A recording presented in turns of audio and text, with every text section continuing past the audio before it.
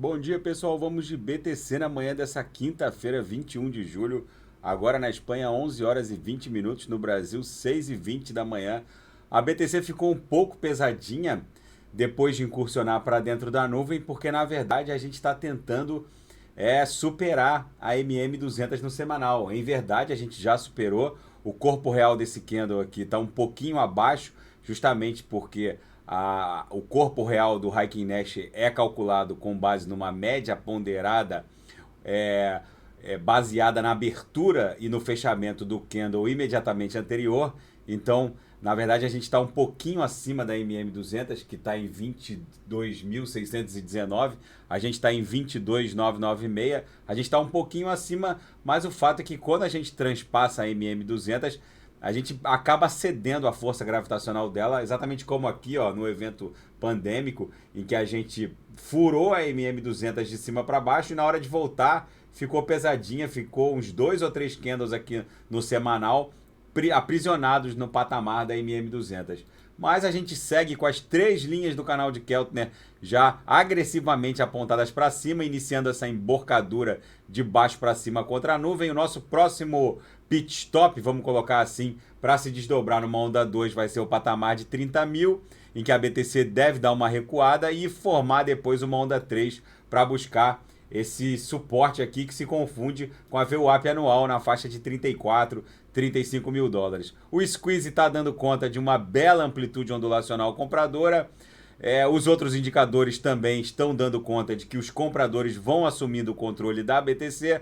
Aqui no MACD, a exponencial curta e lenta vão avançando aceleradamente em direção à banda superior da métrica. Na nossa banda de VWAP, a gente deu uma arrefecida, nem chegou a abrir um candle vendedor. A gente simplesmente acabou sendo engolfado aqui. É bem provável que a gente forme uma subfigura triangular na esteira do final de semana. Deve abrir aqui mais 1 ou 2 candles aqui com corpos reais ínfimos para depois continuar uma explosão ascendente. Uma movimentação normal, é isso que vai acontecer. Como o final de semana está se aproximando, é bem provável que a gente forme a cunha de uma figura triangular para aí sim explodir em direção a 30 mil, formar uma onda 2 e depois de uma onda 3 buscar o patamar de 34 mil dólares. No intraday, tá dando bons trades. Quem assina a sala de sinais daqui a pouco vai receber os sinais. Lambemos a lower, saímos na VWAP. Eu abri esse trade aqui porque eu já estava acordado.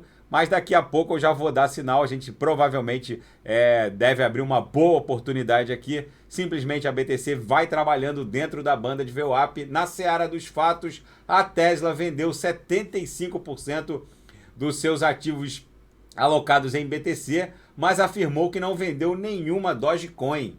O Elon Musk tem essa obsessão por, vamos colocar assim, polêmica e vive também enaltecendo a Dogecoin. Na minha leitura, ele já é praticamente o dono da Dogecoin, já tem mais da metade de todo o suprimento. O próprio fundador da Dogecoin, que disse que fez a Dogecoin, criou a Dogecoin a partir de um fork da LTC e criou para criar uma forma de monetizar posts de qualidade no Reddit e acabou vendo a Dogecoin sendo abduzida pelo Elon Musk. E tem uma reportagem muito interessante hoje na Bitcoin Magazine dando conta de que o dólar norte-americano, depois da criação do CBDC, que vai ser o dólar digital, né? Vai ser como, não vai ser uma stablecoin, vai ser dólar de verdade rodando em blockchain. Quando a gente vier aqui no Defilhama ou qualquer DeFi scanner e a gente colocar aqui o scanner por rede, né?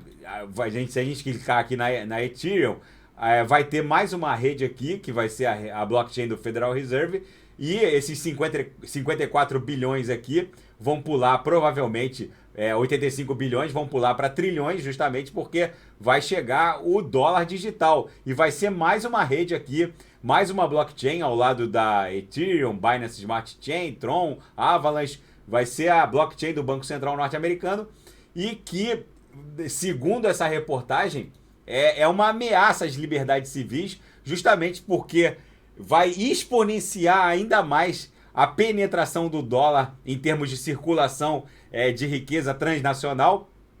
E o fato é que os Estados Unidos querem com isso cada vez mais controlar a conduta de cada súdito, de cada cidadão, controlar os gastos, saber o que cada cidadão faz ou deixa de fazer, com que eles gastam, e isso sim é uma ameaça às liberdades civis. Uma reportagem muito interessante. Os governos fazem o papel dele, mas na minha leitura a BTC já é uma pasta que saiu do tubo, não tem mais volta. O fato é que ela vai se consolidando como reserva de valor, e a Binance quer discutir o marco legal dos criptoativos que está em tramitação na Câmara dos Deputados no Brasil. O Arthur Lira, o presidente da Câmara, afirmou que até o final de agosto o projeto de lei já estará aprovado. A Binance diz que existem alguns pontos sensíveis que precisam ser melhor discutidos. Então eles criaram, com outros grandes players, Facebook, TikTok, Nubank, Visa, Uber e Twitter. O Twitter já está criando uma plataforma Web3 friendly, vamos colocar assim, para poder criar uma mesa de discussões e sedimentar melhor essa proposta legislativa.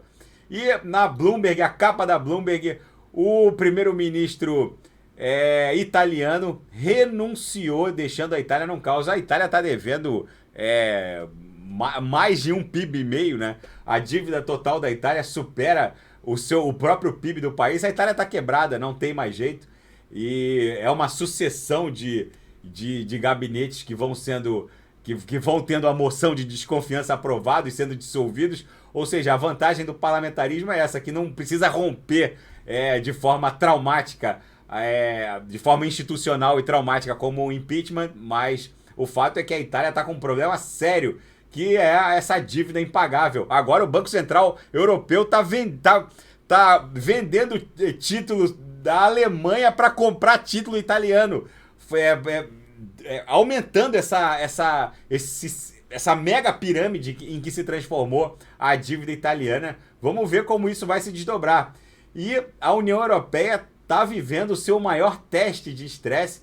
Hipócritas na Alemanha exigem reforma da União Europeia. Agora, os 27 países que integram a União Europeia dizem que as reformas pelas quais passam a zona do euro, a União Europeia, é disfuncional. Basta um dos 27 países vetar que nada passa, e que as reformas que passam são patrocinadas pela Alemanha porque compram o voto através de ajuda financeira. Ou seja, a União Europeia, na verdade, é um grande quintal da Alemanha que, quando quer aprovar alguma coisa, acaba pagando pelo voto dos possíveis vetos, como acontece agora no caso da Itália. A Alemanha está vendendo título para comprar título, o Banco Central Europeu está vendendo título alemão para comprar títulos italianos, num verdadeiro esquema Ponzi, vamos colocar assim.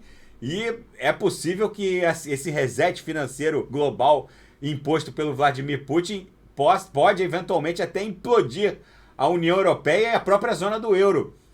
E o Putin está fazendo um jogo sujo com a Alemanha, principalmente, que é a maior dependente do gasoduto Nord Stream 1. O Putin, de forma, vamos colocar assim, capciosa, enviou a turbina que promove o envio do gás pelo Nord Stream 1 em direção à Europa Ocidental, mandou a turbina para manutenção no Canadá. O Canadá inicialmente afirmou que não poderia devolver o artefato, o equipamento, em razão das sanções, e a pressão da Alemanha acabou fazendo com que o Canadá devolvesse o equipamento de forma até atrasada para a Rússia, para poder enviar o gás. E enfim, agora 2 ministros e 3 embaixadores são convidados a comparecer perante o Comitê de Relações Exteriores da Câmara dos Comuns, para justamente explicar o porquê dessa pressão sobre o Canadá para poder contornar as sanções impostas contra a Rússia. E os russos estão dizendo que não só canadenses, mas os próprios alemães deviam tirar satisfações com a OCDE e os Estados Unidos da América, que impuseram todas essas sanções draconianas contra a Rússia. Ou seja, o Putin não nasceu ontem, essa manutenção dessa turbina sempre foi feita no leste europeu e ele mandou a turbina lá pro extremo ocidente, pro Canadá, justamente para que quando a turbina voltasse, enfrentasse toda a maratona de sanções que foram impostas contra a Rússia. O Putin não nasceu ontem, está fazendo o jogo sujo do Ocidente, vamos colocar assim, e agora toda essa confusão está promovendo o atraso no religamento do Nord Stream 1. E com a turbina chegando atrasada, é bem provável que o religamento do gás também aconteça de forma atrasada. Enfim, gente, o mundo está maluco. É possível que exploda até uma terceira guerra mundial, vamos esperar que isso não aconteça, mas o fato é que a BTC segue resiliente no seu caminho em direção a $1 milhão.